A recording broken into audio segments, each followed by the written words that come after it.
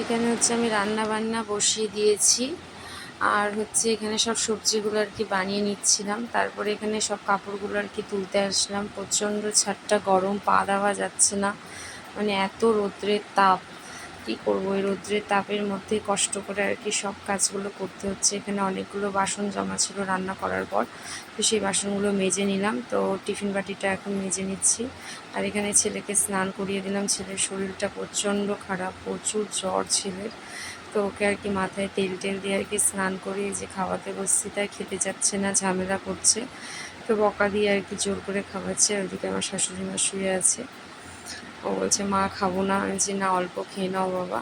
তো ওই যে একটু করে খাচ্ছে, ও খেতে যাচ্ছে না, আসলে জ্বরের মুখ তো তাই। আর এখানে ছেলেকে খাইয়ে হচ্ছে মা বাবা, আর ওকে হচ্ছে খেতে দিচ্ছি।